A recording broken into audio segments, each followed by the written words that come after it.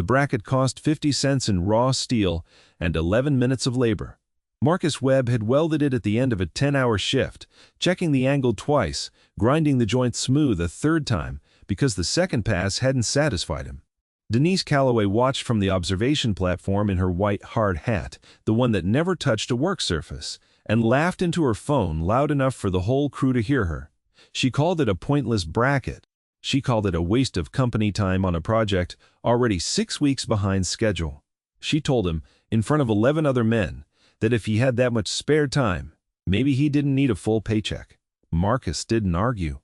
He didn't look up from the joint. He finished the weld, capped his torch, and logged the part number in his own notebook, the way he logged every part number on every job he had ever worked.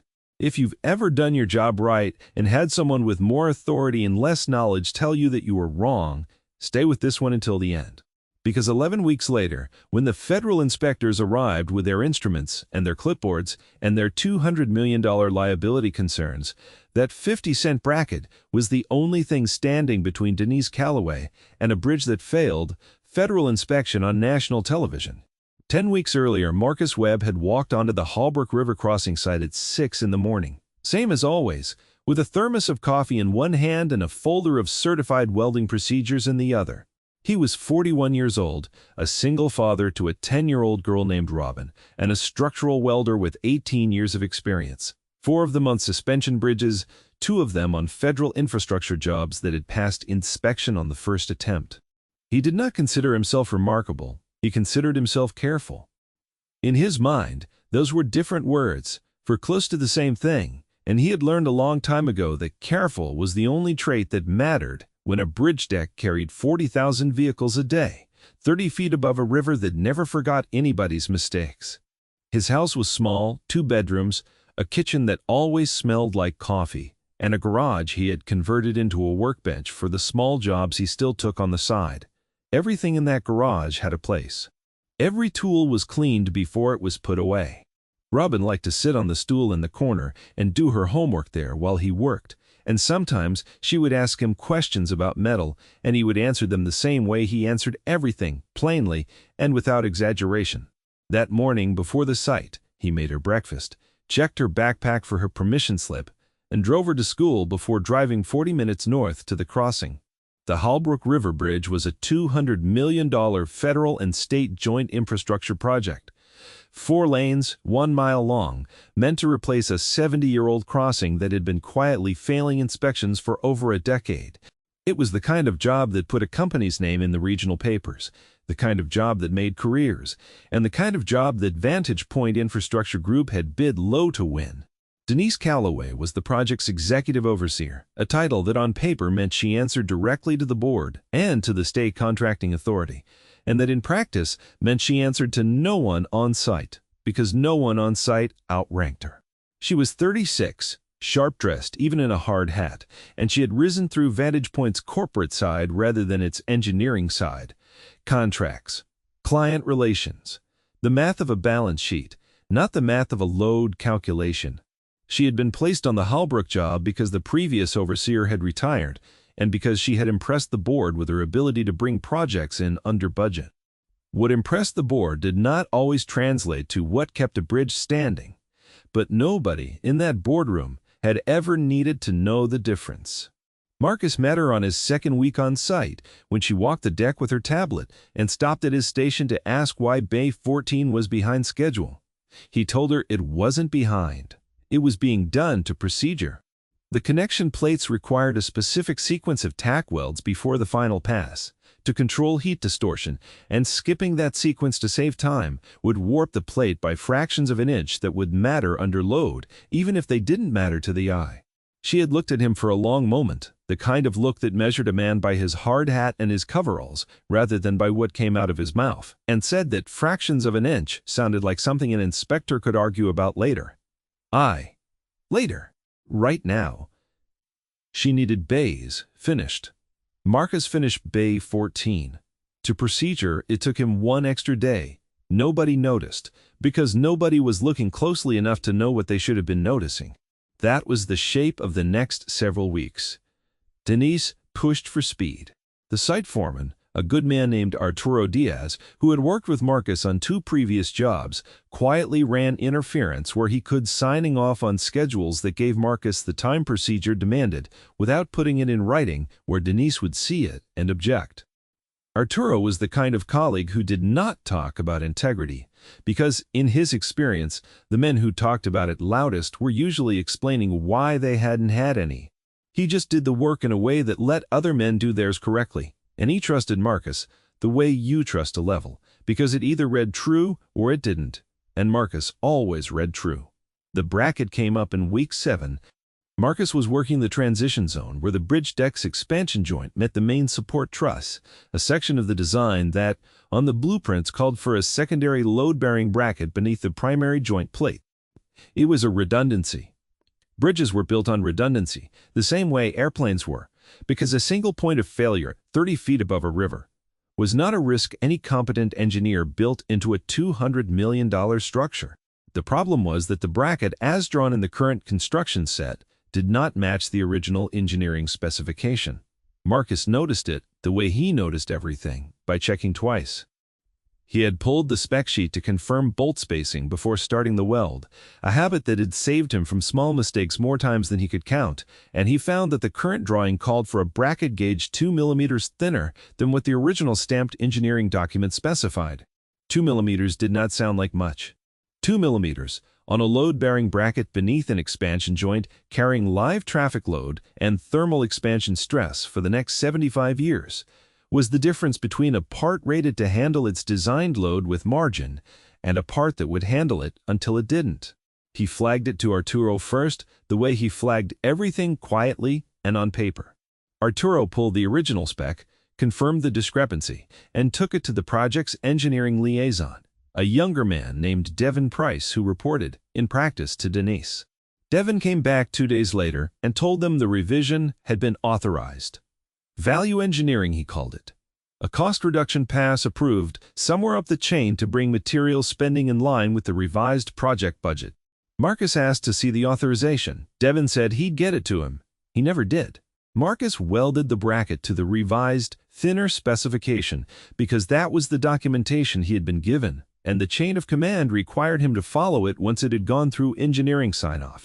But that night, in his garage, with Robin doing long division at the workbench beside him, he sat with his own set of hand tools and a piece of scrap steel matching the original gauge, and he fabricated a second bracket to the original specification, on his own time with his own material at his own expense. He did not tell anyone, not Arturo, not Devin, not Denise. He simply kept it in his truck, wrapped in a shop rag, the way another man might keep a spare tire he hoped never to need. It cost him 50 cents in steel and 11 minutes of labor, on a night 3 weeks before the day Denise Calloway would call it pointless in front of the entire crew. The confrontation came on a Thursday during a site walkthrough that included 2 representatives from the state contracting authority, there to check progress ahead of the coming federal inspection window. Denise was in her element that day, walking the deck with the kind of confidence that came from having rehearsed every answer to every question the state might ask. She was mid-sentence explaining a scheduling milestone to the state representatives when she passed Bay 14's transition zone and saw Marcus grinding a second bracket into place beneath the primary joint plate, the one he had fabricated himself, welding it in as an additional redundant support beneath the thinner engineered piece. She stopped walking. She asked him, in front of the state representatives, what that was. Marcus told her. A secondary support bracket, fabricated to the original spec gauge, installed as backup redundancy beneath the revised bracket, at no cost to the project, on his own time. She asked why. He told her the truth, plainly, the way he told everyone everything. The revised gauge was thinner than the original engineering stamp called for, and he had never seen the authorization for that change, and he did not feel comfortable signing his name to a weld log on a load-bearing joint he could not verify was properly specified. Denise's face did something complicated in front of the state representatives, something between embarrassment and fury, because a person questioning a value engineering decision in front of the people whose job was to catch exactly that kind of decision was not a conversation she wanted witnessed. She laughed. It was not a real laugh. It was the kind of laugh a person used as a tool to reframe a moment before anyone else could reframe it for her. She told the state representatives that Marcus liked to go above and beyond, that he was one of their most thorough welders, and that he'd clearly gotten a little carried away with some extra credit nobody had asked for. Then, once the representatives had moved on ahead of them down the deck, she turned to Marcus and told him, quietly enough that only the nearby crew could hear, that he had made her look incompetent in front of state officials, that his little pet project bracket was going in his file as unauthorized use of company materials and time, and that if he ever pulled something like that again in front of an official visit, she would find a reason to cut his hours down to nothing. Marcus didn't argue. He said that the bracket stayed because it wasn't going to be him explaining to a federal inspector why a load-bearing joint didn't match its own engineering stamp. She told him the bracket was pointless, and that he had wasted company time, and that if he had that much time to spare, maybe he didn't need a full paycheck. He finished his shift. He logged the part number in his notebook. He drove home and made dinner for Robin and listened to her read aloud from her class assignment about the water cycle, and he did not mention Denise Calloway's name once. Over the following 2 weeks, the friction did not disappear. It compounded. Devin Price, perhaps sensing which direction the wind was blowing, began quietly distancing himself from the original authorization question, telling Arturo he couldn't locate the sign-off documentation because it had come through Denise's office directly rather than through the standard engineering approval channel.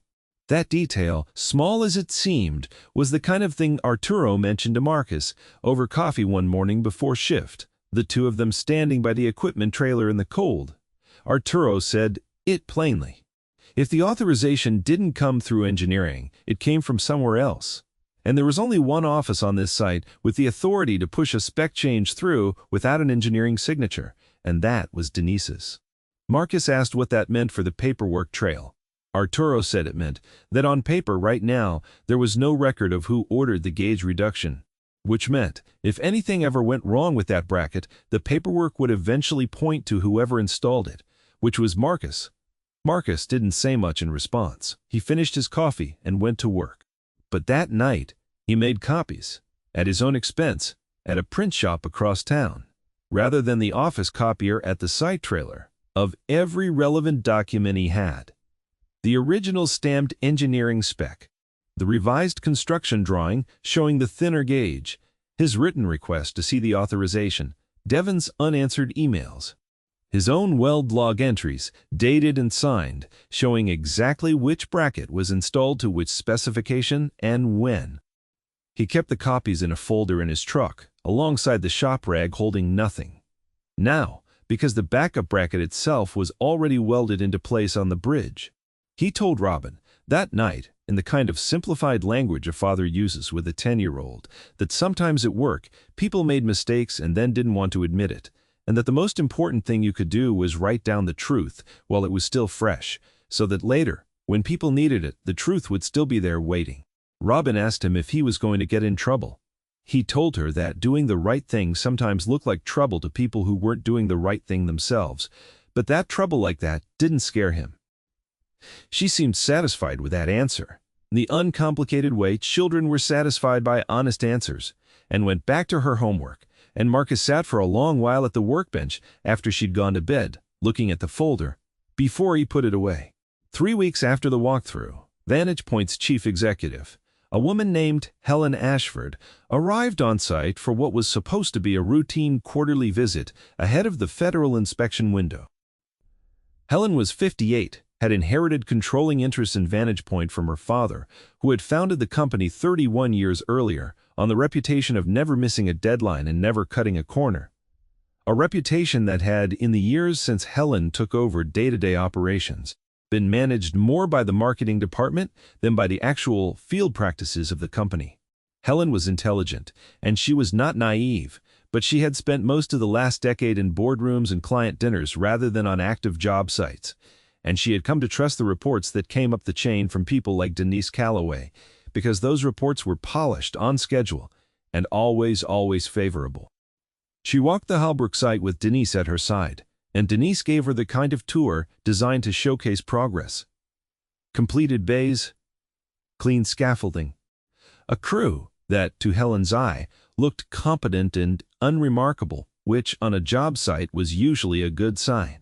They passed Bay 14, and Helen, who had grown up around her father's job sites and had not entirely lost the habit of actually looking at things rather than simply being told about them, stopped at the transition zone and noticed the double bracket configuration beneath the joint plate.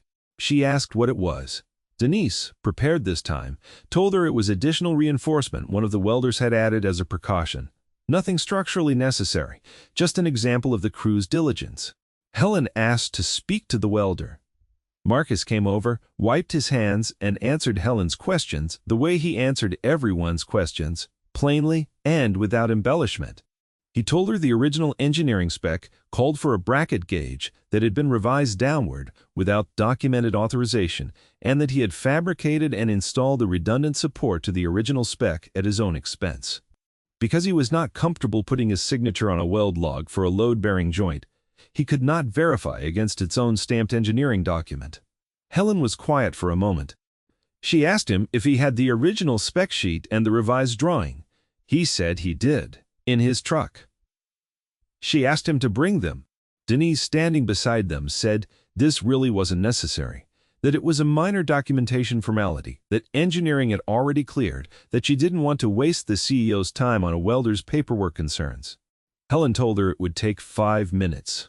Marcus brought the folder. Helen looked through it slowly, the original stamped spec, the revised drawing, Marcus's written request for the authorization, Devon's silence in response. She read the weld log dates twice, the way a person reads something they're hoping will say something different the second time. It didn't. She asked Denise directly where the authorization for the gauge change had originated. Denise said it came through engineering review, standard process. She'd have Devon pull the file.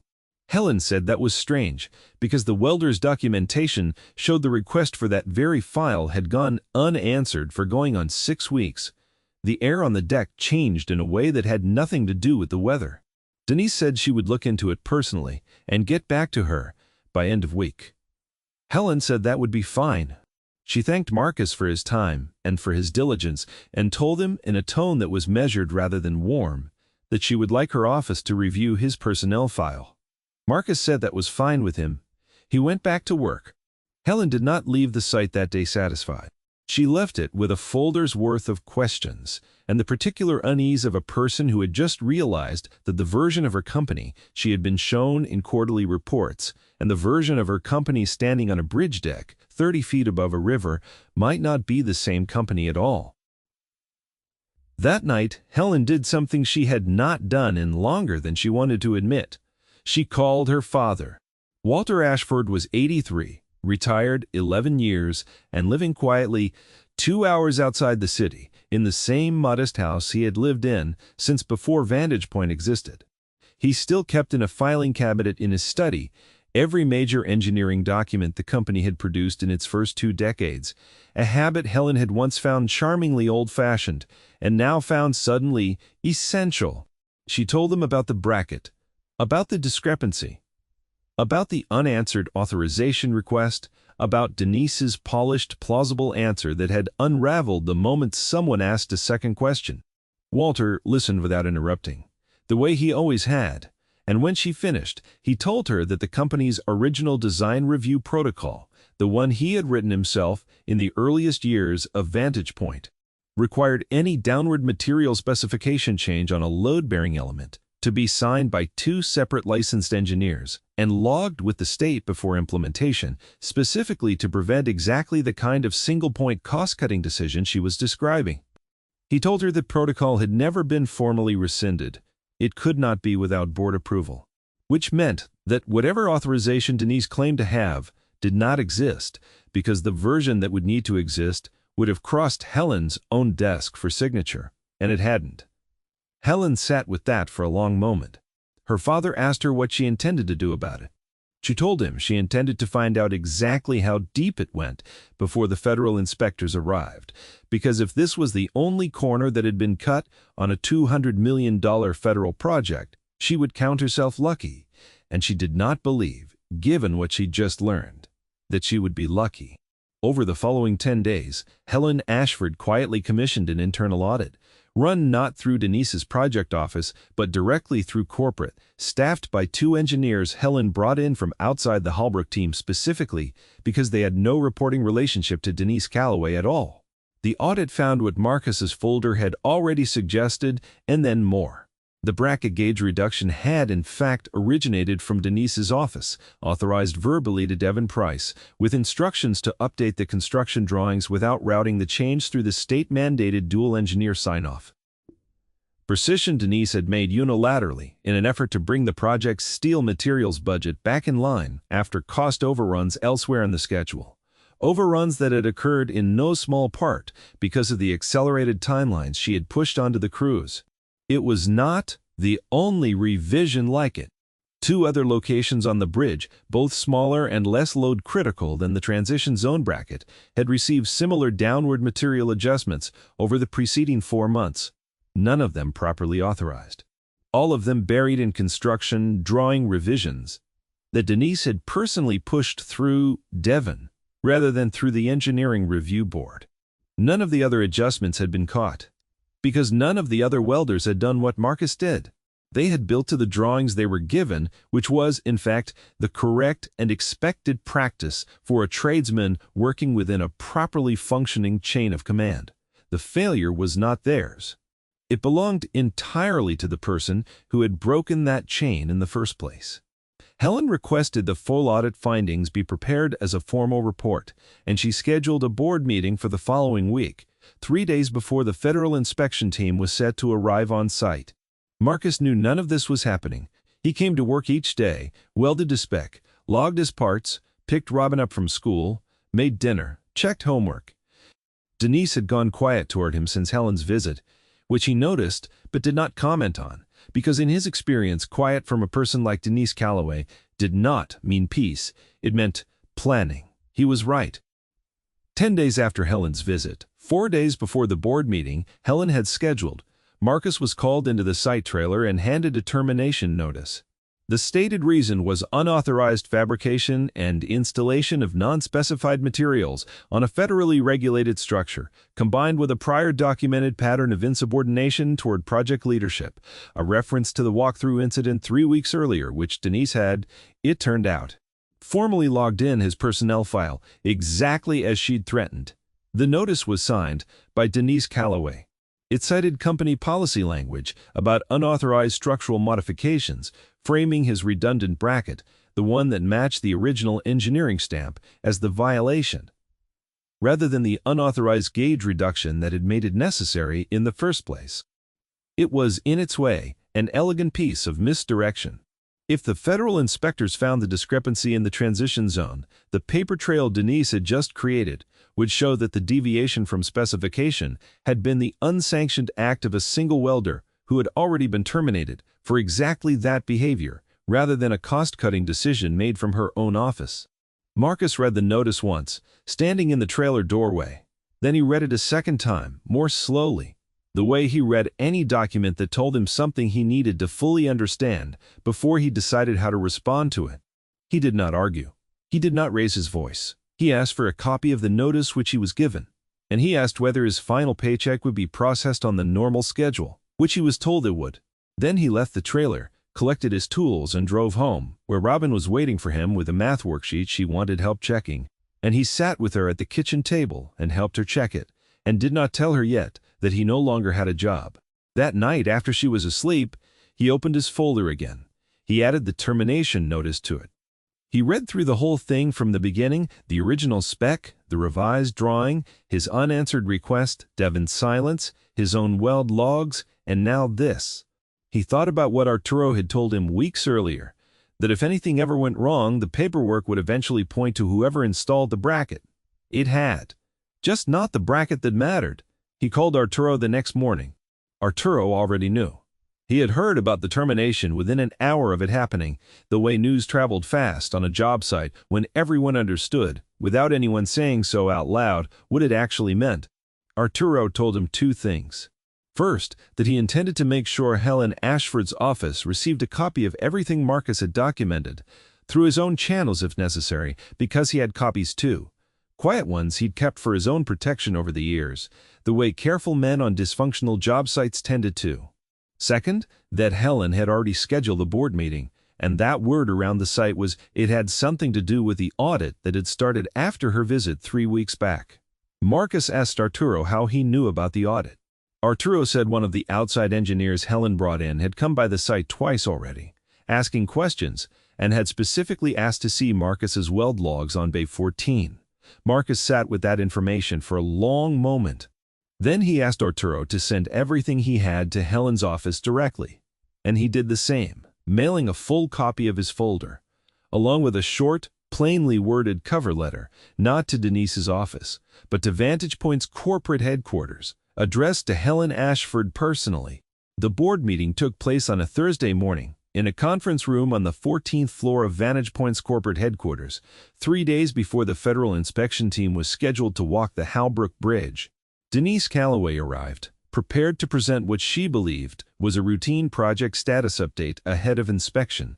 She had slides, she had a script, she had, tucked into her presentation, a brief and carefully worded mention of a recent personnel matter involving a welder terminated for unauthorized structural modifications, framed as evidence of her team's vigilance in maintaining specification compliance.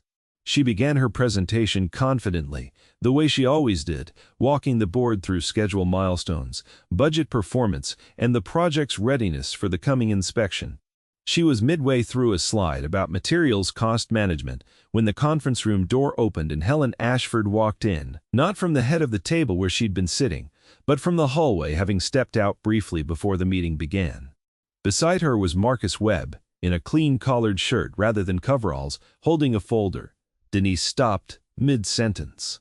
Helen thanked her for the update and told the board that before they proceeded further, there was additional information relevant to the Halbrook projects. Inspection readiness that needed to be reviewed, information that had come to her attention through an internal audit she had personally commissioned 3 weeks earlier. She asked Marcus to step forward. Marcus did not make a speech. He laid out in the same plain, unembellished language he used for everything, the sequence of events, the original stamped spec, the revised drawing with the thinner bracket gauge, his written request for the authorization sent through proper channels unanswered for 6 weeks, the redundant bracket he had fabricated and installed at his own expense, to the original specification because he would not sign a weld log he could not verify. He placed the documents on the table as he spoke, one at a time, in order, the way a man lays down cards he already knows are the winning hand, not out of triumph, but because the order mattered, for anyone following along. Then Helen spoke. She told the board that the internal audit, conducted by 2 independent engineers with no reporting relationship to the Halbrook project team, had confirmed that the gauge reduction had originated verbally from Denise Calloway's office, that it had been implemented without the dual licensed engineer sign-off required by company protocol that had never been rescinded by the board, and that 2 additional unauthorized material reductions had been found elsewhere on the structure, both traced back through the same undocumented process. She told the board that the termination notice issued against Marcus Webb cited his installation of a bracket that matched the bridge's own original engineering specification, while omitting any mention of the unauthorized deviation that had made his action necessary. The room was very quiet. Denise attempted to speak. She used words like context and process and said that budget pressures across the entire project had made some flexibility on non-critical specifications a practical necessity, and that she took full responsibility for any miscommunication, though she wanted to be clear this had never been about compromising safety. Helen asked her directly to explain why. If it had never been about compromising safety, the change had been made verbally, implemented without the required dual sign-off, and then used as the basis for terminating the one employee who had caught it and corrected it at his own expense. Denise did not have an answer that survived that question. The board's outside counsel, present at the meeting as a matter of routine, asked to see the documentation Marcus had provided. It was passed down the table, it was reviewed, passed in. Nobody in that room needed to be an engineer to understand what a 6-week unanswered authorization request meant, or what it meant that the only person disciplined in the entire episode was the one man who had done his job correctly. Denise Calloway was placed on immediate administrative suspension, pending further review. She was asked to surrender her site credentials and her company laptop before leaving the building. She left the 14th floor that morning, the same way she had walked onto the Holbrook deck every day for the better part of a year, upright, composed, and utterly without an audience left to perform for. Marcus's termination was reversed. His personnel file was corrected. He was reinstated the same afternoon with back pay for the 10 days he had been out of work, and Helen personally signed the letter confirming it, rather than routing it through the office that had wronged him in the first place. 3 days later, the federal inspection team arrived at the Holbrook River crossing. They walked the deck methodically, the way federal inspectors always did, checking weld certifications, load calculations, and material specifications against the stamped engineering documents on file. They spent a significant amount of time at the transition zone in Bay 14 because it was on paper now, a bridge component with a documented history, an original specification, a later deviation, and a corrective redundant installation, all logged, dated, and signed. They asked Marcus directly about the redundant bracket. He explained it the same way he had explained it to Helen, and to the board plainly, without embellishment, sticking to what he had observed, and what he had done, and why. The lead inspector examined the bracket closely, checked it against both the original and revised drawings, and made a note in her file. She told Marcus that in her 11 years doing this job, she had seen plenty of documentation gaps and plenty of welders who built exactly to whatever drawing they were handed without asking questions, which was, on a normal day, simply the job working as intended. She said she had not seen many cases where a tradesman had independently caught an unauthorized specification change, documented it properly, and corrected it at his own expense before anyone official had asked him to. The bridge passed federal inspection. Every load-bearing element met or exceeded its required rating, including, specifically, the transition zone bracket in Bay 14, which passed because it had been built, ultimately, to the original stamped specification rather than the quietly weakened one that would have been in place had Marcus done nothing. The inspection report noted the bracket by name. Denise Calloway's name did not appear anywhere in the final documentation, except in the audit trail explaining how the deviation had occurred in the first place. The story did not stay contained to Vantage Point's 14th floor for long. State Infrastructure Oversight requested a copy of the internal audit as a matter of course, given the federal funding involved, and within a few months, Denise Calloway's suspension became a formal termination, followed by an ongoing review of her prior conduct on 2 earlier Vantage Point projects, where similar cost-driven revisions were now being quietly re-examined. Devin Price was not terminated. He was reassigned, retrained, and required to complete a lengthy remedial course on engineering documentation protocol, because Helen, upon review, concluded that he had been a man following the orders of someone more powerful than himself, poorly, but not maliciously, and that there was a difference worth preserving between those two failures. Helen Ashford did not stop with Denise's removal. She spent the following months restructuring how Vantage Point handled specification changes across every active project, reinstating her father's original dual-engineer sign-off requirement as a mandatory, non-waivable policy rather than a quietly ignored formality, and she created a new position within the company, two-end independent structural integrity auditor, reporting directly to the board rather than to any project executive, with the explicit authority to halt work on any specification change that had not been properly documented and approved. She offered that position to Marcus Webb. He came to her office to discuss it on a Friday afternoon, still in his work clothes, having come straight from finishing a shift on the Holbrook deck, which was by then nearly complete. Helen told him the position came with a substantial salary increase, an office at corporate headquarters, and authority across every Vantage Point project in the region, not just Holbrook. Marcus asked whether the position would require him to be based out of the corporate office full-time.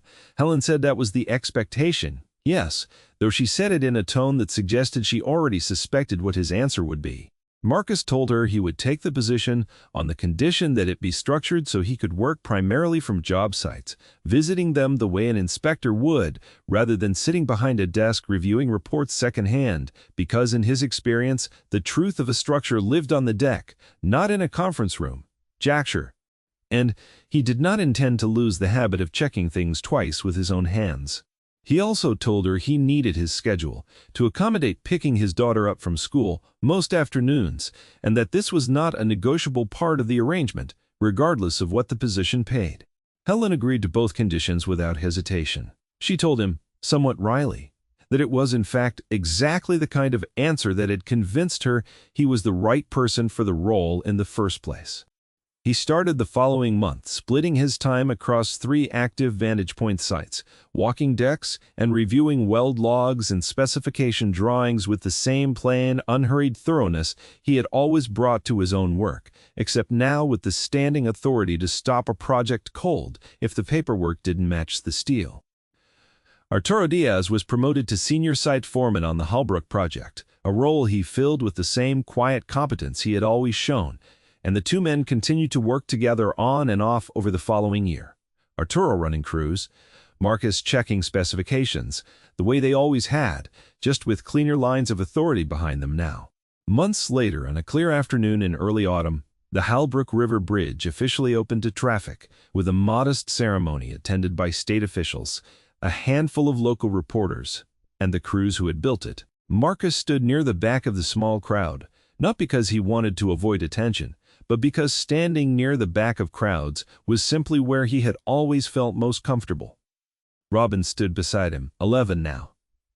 Having insisted on coming to see the bridge her father had helped build, she asked him, as the first cars crossed the deck, which part he had actually built.